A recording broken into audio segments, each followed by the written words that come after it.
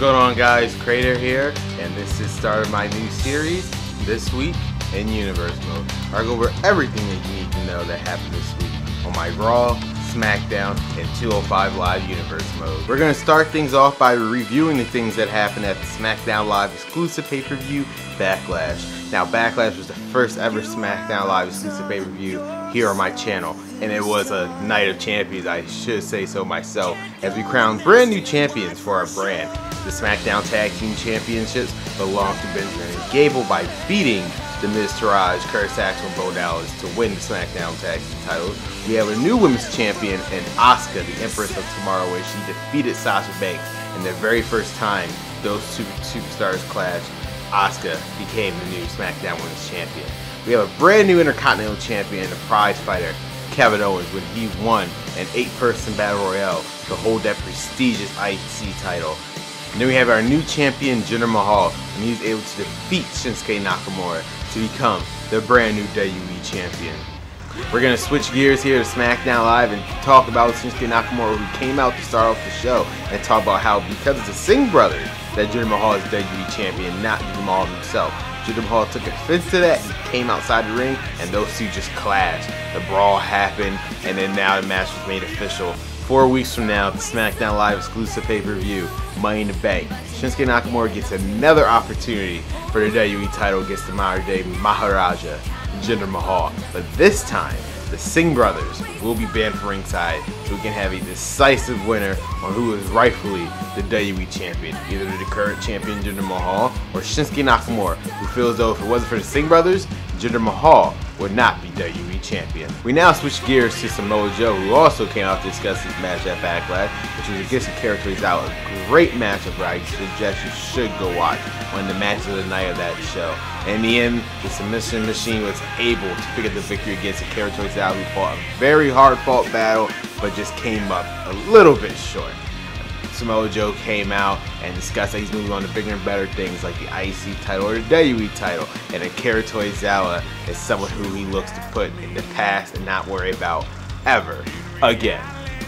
Now we're switching gears to the matches that happened on SmackDown Live. First we saw Bobby Roode taking on Jack Gallagher. Now the Glorious One had an unfortunate loss against The Miz in their first time ever matchup at Backlash. But this is a way for Bobby Roode to build himself back up. He decided to take on any challenge that was going to put in front of him. Jack Gallagher stepped up. They had a great match. In the end, the Glorious One was able to hit the glorious DDT for the win against Jack Gallagher. But the real story happens after the match. Kurt Hawkins, who, if you recall, Bobby Roode did defeat in the first round match in the WWE Championship Tournament, came out and attacked Bobby Roode. And to put insult to injury, Kurt Hawkins used the glorious DDT on Bobby Roode just to send a message to him. I guess he wants to make a name for himself, and he's going to do it at the Glorious One's expense. Well, Kurt Hawkins, I feel like you've gotten more than what you asked for, because at Money in the Bank, you will be facing the Glorious One, Bobby Roode, one-on-one, and I'm pretty sure the Glorious One has nothing more but to get his hands on you. And speaking of Money in the Bank, we can't talk about Money in the Bank without the Money in the Bank ladder match. And it all started at Backlash, where Chris Jericho made his SmackDown Live debut, shocking everyone in the crowd when he made his return. Now, we haven't seen Chris Jericho at all ever since he got drafted to SmackDown. Like, he made his presence felt on Sunday, and he made a declaration. He wants to be the WWE Champion, and to do so, he's going to enter a match that he created to get that opportunity, the Money in the Bank ladder match. Chris Jericho officially named himself the first participant in the Money in the Bank ladder match. This past week on SmackDown Live, we were able to find out the other 5 competitors, which is the Intercontinental Champion Kevin Owens, The Miz, Rusev, the Viper Randy Orton, and Finn Balor. The last 2 people I mentioned, Randy Orton and Finn Balor, went one-on-one in our main event here on SmackDown Live. And by God, this was an amazing matchup. Both men giving it everything they got just to build momentum into one possibly their biggest match of their careers, which is the Money in the Bank ladder match. In the end, Finn Balor was able to pick up the victory with the coup de grace, and Randy Orton shook his hand in approval, finishing the show for SmackDown Live. Now I want to focus our attention to social media real quick, because Naomi has some things to say. Now, as you guys know, Asuka is the SmackDown Women's Champion, and Naomi congratulated her on social media, and she told her, hey, If you want, I can be your very first challenger for SmackDown Women's title. Natalya, on the other hand, had a different idea. She came in and insulted Naomi, telling her that only the elite belong here on SmackDown Live. You don't belong here at all. Either go to Raw or just leave. Pretty much is what she was saying. I have no idea what's going on there. Hopefully we get more information as that story develops between these two. I don't know why Natalya would say something like that. Now, to go on a more lighter note, let's switch over to Monday Night Raw, where they're preparing for their Raw exclusive pay-per-view, Extreme Rules. First things first, we had our prestigious United States Champion, the phenomenal one, AJ Styles, who now has found a different side to him, a more, I guess, evil is the best word to say, because last week we saw the phenomenal one attack Sami Zayn. I guess he's fed up and tired of him, and he wants at Extreme Rules in their best 2 out of 3 falls match to be the end of Sami Zayn, saying that he is a waste of time, waste of talent. He should not even be allowed to have another United States Championship match, but it's fine, because at Extreme Rules he's going to take care of the job and defeat Sami Zayn so he can move on to bigger and better things. Well, these two will be clashing at Extreme Rules for the United States title, as AJ will defend his title in 2 weeks against Sami Zayn. And to make sure there's a decisive winner between both of these men, the match will be contested in a 2 out of 3 falls match. I can already tell you right now, this is probably going to be one of the biggest matches here in our universe mode. The 2 of the best athletes that we have here on the Raw roster. What will happen when dust settles and who will become the United States Champion? Speaking of championships, we saw the #1 contender for the Raw Women's title, Alicia Fox, look to gain momentum to her match against Paige at Extreme Rules, where on Monday she fought the debuting Ruby Riott. And the match didn't go exactly as she thought. Ruby Riott was able to pick up the victory via countout. The story takes place after the match, but Raw Women's Champion Paige came out and taunted Alicia Fox, holding the belt over her, saying, "This is as close as you're going to get to that title." Well, it all comes to a head in 2 weeks at Extreme Rules, where Paige, in her very first title defense ever since winning the Raw Women's title, will be facing Alicia Fox, the same person she beat at Payback, one more time in a false count anywhere match, where the pinfall submission can happen anywhere, I mean, in the ring. So, or outside the ring, I should say. So the real question is, where will this match end and who will be walking out as the Raw Women's Champion? Also here on Monday Night Raw, we saw a very shocking victory as the Lone Wolf Baron Corbin defeated John Cena, who is the #1 contender for the Universal title this past Monday in Raw. Now, this must be a shocking loss to Cena. 2 weeks in a row now, he has suffered big-time losses. Last week against Braun Strowman and this week against Baron Corbin. What is Cena's mindset? Hopefully he has a straight and clear head, because in 2 weeks at Extreme Rules, his biggest challenge to date is going to be happening. 3 years in the making, guys. At Extreme Rules, for the very first time here in our Universe mode, the Universal title will be defended as our Universal Champion, the Beast Incarnate, the reigning, defending, undisputed champion, Brock Lesnar, will be defending his title against John Cena in an Extreme Rules match. A match which is a rematch from 3 years ago.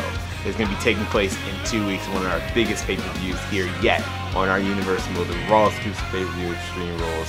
But what's going to happen when these two clash again 3 years later? Will the result be the same, with John Cena coming out on top of winning the Universal Championship? Or will Brock Lesnar get his revenge from 3 years ago and beat John Cena to retain his prestigious Universal title? And then in our main event of Raw, we saw a tag team match featuring Sami Zayn teaming up with Roman Reigns, taking on Braun Strowman and United States Champion AJ Styles. Now, all 4 of these men have respective matches to worry about at Extreme Rules.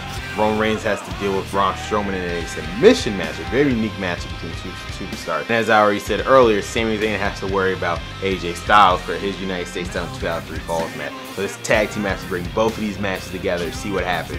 And in the end, we saw Braun Strowman and AJ Styles win after Braun Strowman viciously attacked Roman Reigns, and Roman Reigns could not make it to a 10 count to get back into the ring.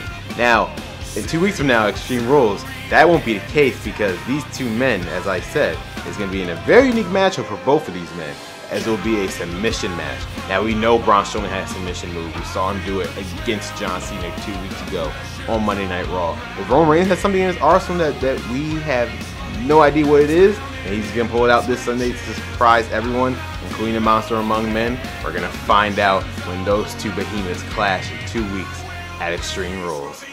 Now we're switching gears here to the purple brand of 205 Live. We saw our Cruiserweight champion, the king of the Cruiserweights, Neville, call out Drew Gulak. I remember last week, guys, Drew Gulak made his statement very clear against them when he attacked him after his match, saying a message to the Cruiserweight champion: I'm coming for your title, and your days as champion are numbered.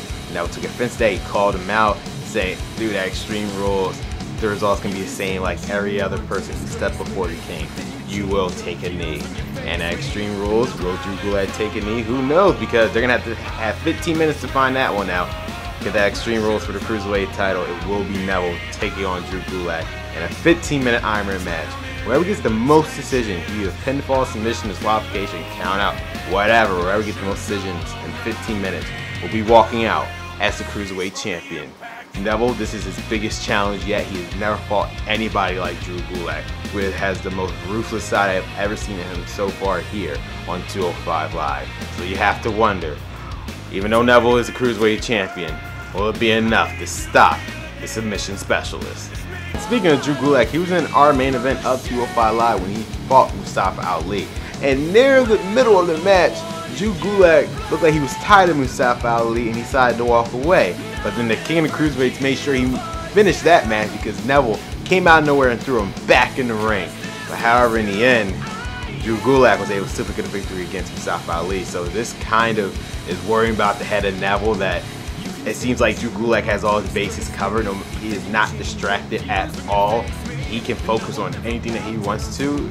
And for Neville, I don't know what to tell him. Like, he just saw, even with your interference, he's able to win that match. So same result happened at Extreme Rules without any distraction. We totally focused on you. For the Cruiserweight champion, the first time, I'm kind of feeling afraid for Neville. And 205 Live also saw big matches as well. We saw TJP taking on Vari Daivari. Now for TJP, he has shown a different side of him that we have yet to see of him, a more aggressive side. As after the match, even though he won, he attacked Vari Daivari for some reason. He's showing a mean streak. I mean, ever since he returned back to 205 Live, I should say, he has shown a different side. I mean, maybe he wants to be in top contention for the Cruiserweight title and taking out the competition. That's one way of doing it, but it's not TJP we're used to be seeing. Hopefully we'll find out why TJP is like this now. We also saw Noam Dar taking on Cedric Alexander one-on-one, and just like TJP, Dar took out his competition as well. It seems like these Superstar 205 Live will eliminate any competition so they could be in top contention for the Cruiserweight title. So far, we have our division stacked with top contenders like Dar, Menelik, TJP, Gulak. This division is stacked. So Neville, I know you have to worry about Drew Gulak, but look at these other guys who are hungry for even a shot at the Cruiserweight title. You're going to have your hands full. This Sunday, we had to first deal with Gulak in the 15-minute Iron Man match. You'll be defending your Cruiserweight title, and whoever gets that most decision will be walking out as Cruiserweight champion. Now, before we end today's show, guys, I want to talk about what's going to happen next week on my Universal Mode. For Monday Night Raw, the very last Raw before Extreme Rules, we will be seeing John Cena calling out the reigning, defending, undisputed Universal Champion Brock Lesnar on the final Raw before Extreme Rules. What will Cena have to say to Brock? Will Brock even show up? Because the one thing we know about Brock, he does whatever Brock Lesnar wants to do. So if John Cena calls out Brock and Brock doesn't even show up, what does that say about Cena? Does Brock even care about Cena anymore, especially after his losses against Braun Strowman and Baron Corbin? Does Brock doesn't even feel like Cena even worth a challenge? He's finding out this Monday when John Cena is scheduled to call out the Beast, Brock Lesnar, on Monday Night Raw. We also have a huge 6-woman tag match taking place on Raw as well, as all 3 members of Absolute should be teamed up for the very first time here on Monday Night Raw, taking on the team of Alicia Fox, Becky Lynch, and Tamina. Now for Absolution, this could be their chance to take out their competition early on before Extreme Rules, as we know Paige is taking on Alicia Fox to defend her Raw Women's title. We also know at Extreme Rules, the other 2 members of Absolution, Mandy Rose and Sonya Deville, will be taking on Becky Lynch in that 2-on-1 handicap match. So this match right here could be the opportunity to roughen them up a bit before heading to Extreme Rules. This will also be a chance for Alicia Fox and Becky Lynch to gain momentum into their respective matches. So this is a huge 6-woman tag you do not want to miss on Monday Night Raw. Next week on Smackdown Live, we will also be seeing the appearance of Akira Tozawa. We haven't seen Akira Tozawa since losing to Samoa Joe at Backlash. So what is the state of mind of Kira Tozawa? What is his future here? What does he have to say now that he couldn't do what he set out to do, which was beat Samoa Joe? We'll be hearing from Akira Tozawa next week. Also next week, we'll be seeing for the very first time since winning their titles at Backlash, the Smackdown Tag Team Champions, Miz and Gable, taking on the Usos. Now the Usos did suffer a loss against the New Day at Backlash, where they looked to bounce themselves right back up, and what better way than facing the champion.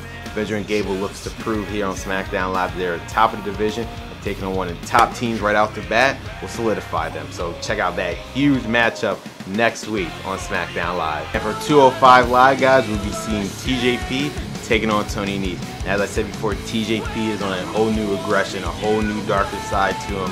How will the Premier Athlete combat him? We'll find out when these two will be clashing next week on 205 Live. In the meantime, guys, this is Crater, and this has been your week in Universe Mode.